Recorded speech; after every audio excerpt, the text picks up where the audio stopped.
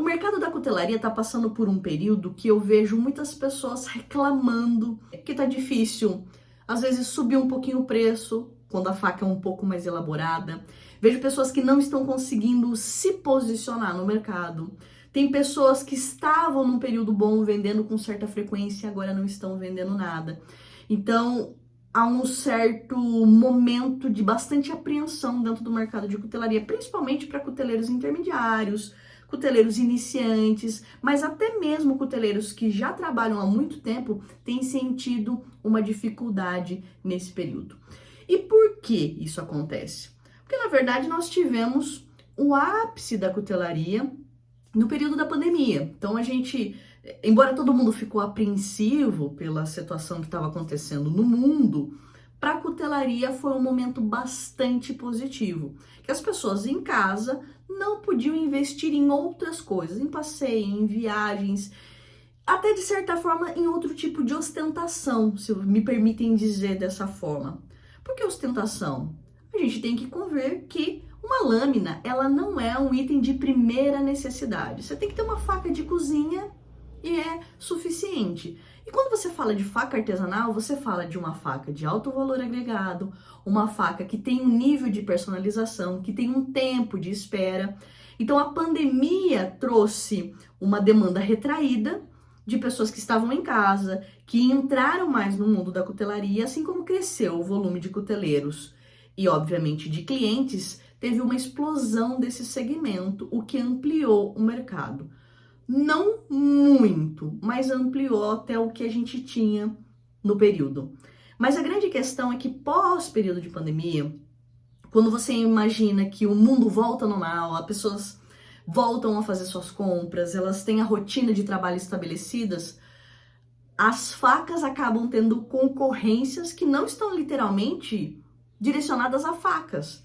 Porque uma faca, ela não concorre só a uma outra, ela concorre com N coisas. Ela concorre com uma prestação de carro, ela concorre com um passeio ou uma viagem, ela concorre com a prestação, a mensalidade da escola. Porque, dependendo do valor, você tem que levar em consideração que eles se equiparam a algumas outras coisas que a gente tem no dia a dia. Às vezes o cara pensa assim, eu posso trocar de celular ou comprar aquela faca de churrasco, vou trocar o celular. Então, a hora que o mundo volta ao normal, aquele ápice da cutelaria, ele vai caindo, ele vai caindo. Então, se a gente pensar que agora, 2023, e eu posso dizer que esse ano de forma mais forte, a gente percebe o distanciamento dos áureos tempos de muitas vendas de faca, muitos cuteleiros estão saindo do mercado porque não estão conseguindo se manter. Muitos estão mantendo-se aos trancos e barrancos, justamente porque você tem o mundo aberto novamente e várias possibilidades de compras e disputando o dinheiro do seu cliente. Basicamente é isso. Tem alguma coisa de errado? Não. Se a gente pensar no mundo antes da pandemia, era isso, esse era o mundo normal. Então 2023 é o mundo da cutelaria antes de 2019. O mundo era desse jeito.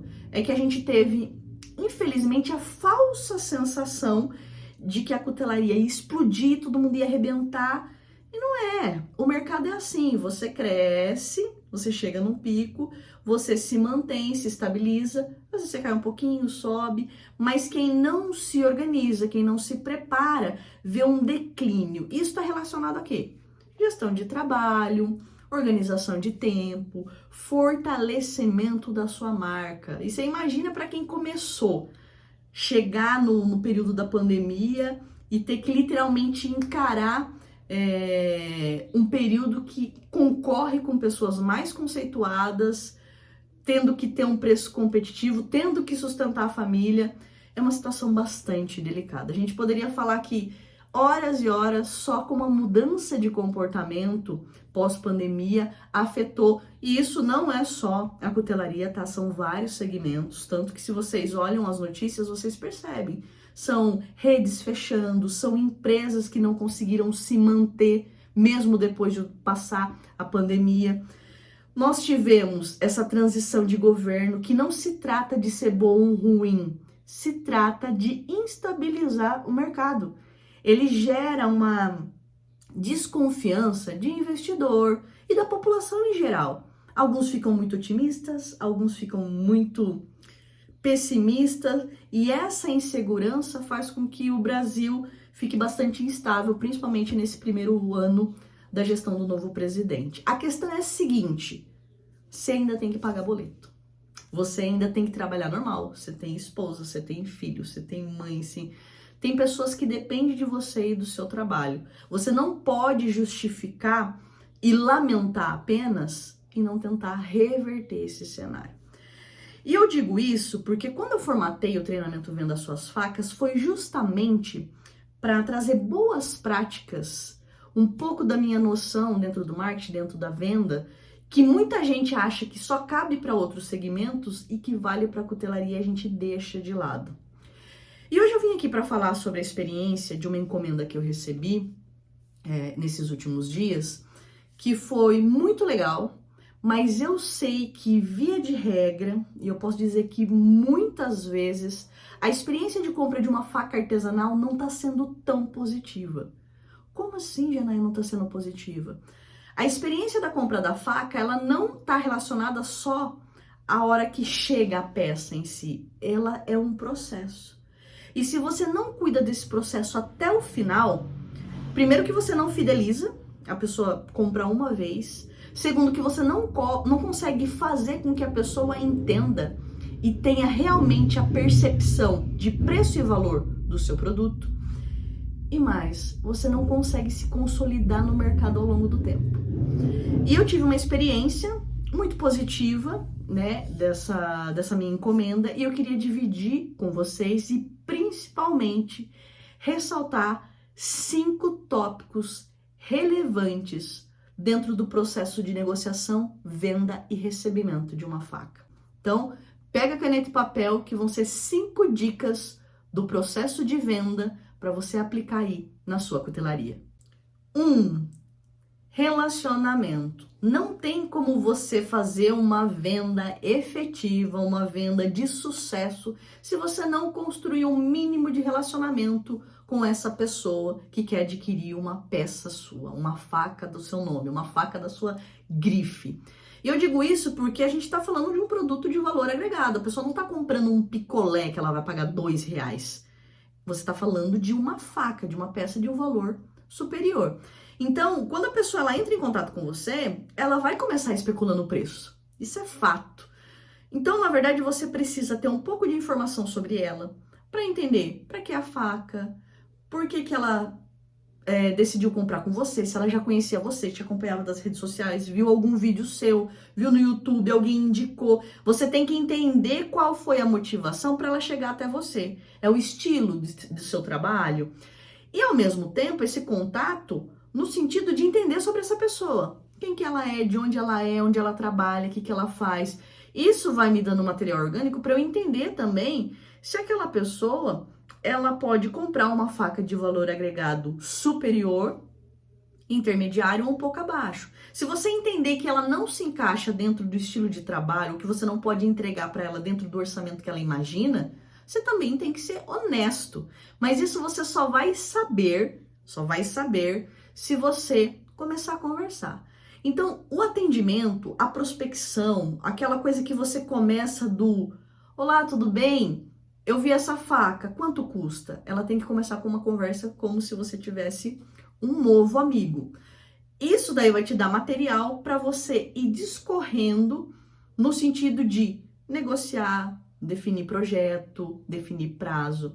E isso pode demorar uma semana, um mês, um ano. O cara que pergunta o preço para você não vai comprar de cara. É que nem eu falo para vocês, comprar um picolé, você chama ali e é R$2. Mas a faca não. Então, você tem que entender também essa maturação do cliente. Talvez ele não está pronto para comprar sua faca, talvez ele não entende. Se é um leigo, principalmente, que chegou simplesmente, se apaixonou pelo mundo da cutelaria e quer efetuar sua primeira compra de faca, talvez ele não tenha tantos parâmetros.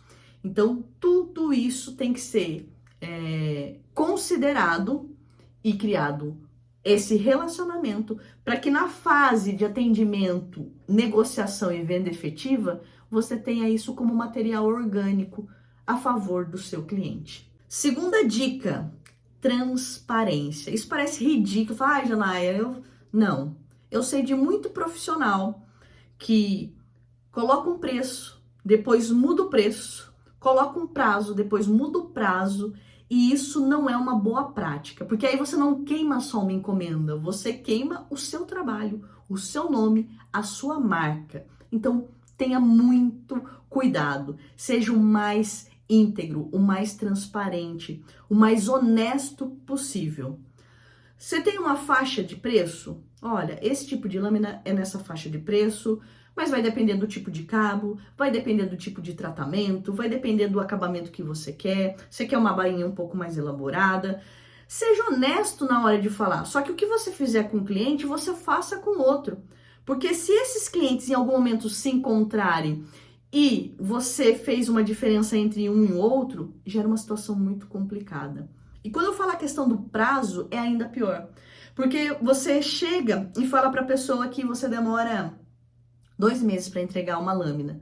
E aí, a hora que tá chegando próximo do prazo para você efetivamente entregar, você se atrapalhou, se atrasou, você teve que refazer algum projeto, você fala, então, eu ia te entregar agora, mas eu vou ter que atrasar umas 2 semanas. E aí depois você fala que atrasa 2, depois...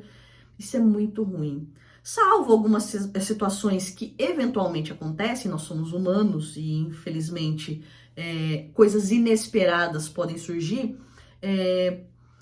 trabalhe com um prazo que te dê um espaço de tolerância para você entregar a tempo. E eu digo mais, eu consideraria sempre um prazo a mais para que você surpreenda o seu cliente pela antecipação do que pelo atraso. Você não sabe quantas encomendas de repente você pode ter naquele mês, pode aumentar a demanda, no mês seguinte pode ter menos. E isso você tem que entender o seu processo. Não tem como eu falar para você, ó, o prazo tem que ser de tanto em tanto. Não, é a sua rotina dentro da sua oficina. Isso você tem que entender quanto tempo você demora para fazer cada processo, quantas encomendas no máximo você pode pegar, qual o nível de complexidade que você pode atender aquele determinado cliente. Então, a honestidade, a integridade em cumprir o que se promete é com certeza uma das coisas que são prioritárias no mundo da cutelaria, porque a gente está falando de peças artesanais, nós tratamos com pessoas e de forma muito tradicional nós confiamos nas palavras das pessoas. Se eu prometi que eu ia entregar, se eu garanti que eu ia entregar, isso com certeza vai fazer a diferença na percepção do seu cliente. Quando você quebra essa palavra, você perdeu muito do relacionamento que você construiu com aquele cliente anteriormente. Terceiro ponto, faça seu cliente parte do processo. Como assim, Janai? Quando você fala em facas artesanais, facas que são feitas à mão, na sua oficina, é interessante que a pessoa entenda como é esse processo. Por mais que você coloque o seu dia a dia no seu perfil, que você tenha um canal no YouTube, quando a pessoa está fazendo o seu projeto, há um tom especial. Essa peça aqui, que eu recebi recentemente, meu amigo Rogério da Fortidom preparou especialmente para mim. Eu queria uma lâmina com um pouco mais de peso, com um pouco mais de, digamos assim, robustez. E ele preparou com bastante carinho, uma bainha super especial. E eu literalmente participei do processo dessa lâmina. Eu escolhi o modelo, eu escolhi material de cabo. E ele me fez parte do processo no sentido de que a cada sequência ele ia me mostrando, ele ia me dando aquele gostinho de quero mais. É como se fosse um teaser em que eu vou vendo aquele desvendar da lâmina finalizada, mas sem ver a lâmina finalizada. Então ele foi me mostrando o processo de desbaste, de têmpera, do cabo. Então isso é muito interessante porque eu faço parte daquele processo. E ao mesmo tempo, eu consigo entender que fazer uma faca não é que nem fazer miojo. 3 minutos tá pronta. Eu vejo que isso demora dias. Que ele falou assim, ó, vou começar a lixar sua faca hoje. E vai demorar um tempo. Ele vai demorar um tempo para me mostrar, olha, terminei a a parte de lixagem, terminei a parte de confecção do cabo, vou para a bainha. Ó, a bainha não é uma coisa fácil, a bainha precisa de um preciosismo também, porque ela faz parte do acabamento final da lâmina. Então, fazer parte desse processo vai fazendo com que eu valide o trabalho desse cuteleiro e valorize ainda mais. Isso acaba meio que justificando o preço. Eu vou entendendo que cada uma dessas etapas demanda tempo, demanda técnica. E mesmo quando o cuteleiro erra, é interessante. Olha, estava fazendo o seu cabo e o cabo rachou. Vou ter que começar do zero. Fala, puxa, nossa. Você entende que não é uma coisa em escala industrial, não é uma coisa que você coloca ali numa forma e sai pronta as dezenas. Então, coloque isso na sua cabeça. Seu cliente fazendo parte do processo, você vai fazer com que ele valide e valorize ainda mais o seu trabalho. Quarto ponto a ser falado. Tenham cuidado ao fazer o pacote, a embalar, a colocar bem protegida a lâmina, numa caixa legal, no estojo, com a bainha, sem a bainha. Muita gente acha que todo esse cuidado que foi feito na bainha, na faca, todo esse capricho da peça, ele pode ser literalmente jogado no ralo, fazendo um pacote qualquer. Pense em como você gostaria de receber essa peça, porque a experiência de abrir o pacote é uma coisa muito importante pra gente, como consumidor. E a hora que eu vou embalar, abrir a embalagem, eu percebo que o cuteleiro não teve o cuidado nesse processo, dá um certo desânimo, vou ser bem honesta, porque ele teve um cuidado em toda a outra jornada. Porque na hora de embalar, na hora de preparar, você não fez com carinho, você não fez com primor. Por mais que eu tenha a peça finalizada, eu vejo muito da qualidade do cuteleiro em como ele me entrega. Ah, mas isso depende do correio. Mas se você embala mal, se você não protege legal, realmente vai chegar para mim avariado, tá? E eu sou muito sensorial. Na hora que eu vou abrir, eu gosto de ter esse momento pleno. E muita gente valoriza essa forma da entrega, da finalização que é receber o produto. Então não jogue por terra essa experiência do seu cliente. Cuide também do recebimento para que ele chegue da melhor maneira possível para fazer essa experiência de recebimento algo positivo. Quinto tópico, tenha algo a mais para oferecer ou entregue algo que o cliente não esperava. E aí muita gente vai falar assim, brinde, presente? Você pode ter um brinde, você pode ter um souvenir da sua cutelaria com a sua marca, um chaveiro, uma caneca, um boné, enfim, dentro das suas possibilidades, dentro do seu orçamento. Mas tem alguns detalhinhos que são simples também e que a hora que a pessoa recebe é legal.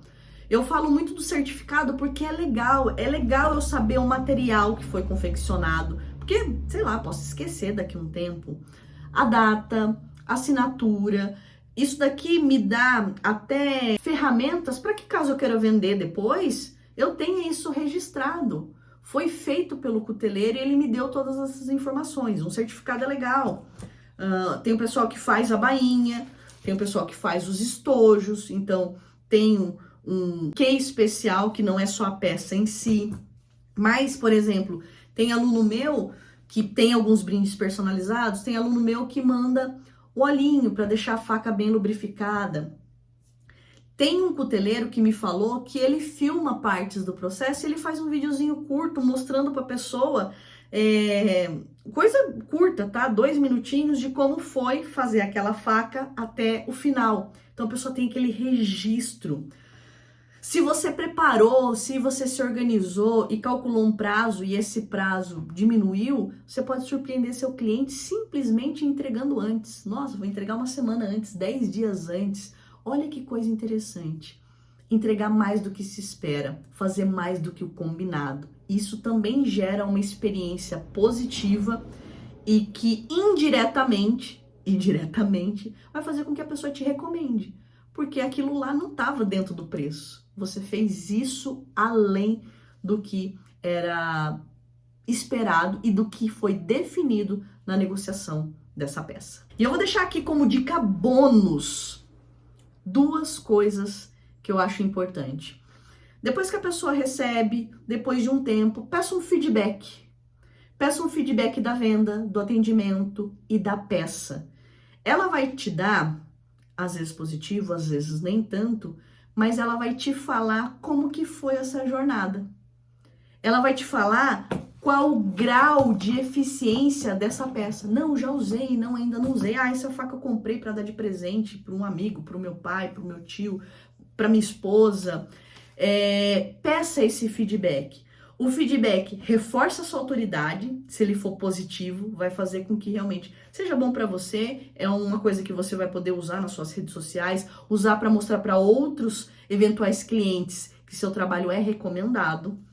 E se não for um feedback tão positivo, ele também te dá um start do que você pode melhorar dentro desse processo. Uma outra coisa que normalmente a gente deixa de lado pense nesse cliente como um cliente de várias compras. Mesmo que ele não vá comprar todo mês, a cada 6 meses, todo ano que seja, você fala assim, posso deixar você na minha lista de contatos, lista de e-mail? Hoje em dia é WhatsApp, é Telegram, me segue, né, para que ele acompanhe o seu trabalho nas redes, porque ele estando nessa lista de transmissão, ele estando nos seus contatos, você pode atualizar ele em relação a eventuais projetos, peças que você tenha disponível, rifas, leilões, eventos que você participa. Aquela pessoa faz parte da sua comunidade, mas você só consegue isso se você pegar os dados dessa pessoa, como se fosse um CRM. Você pode não ter um sistema, né? Você pode ter o cadastro dele dentro do seu celular, você pode ter uma fichinha no seu computador,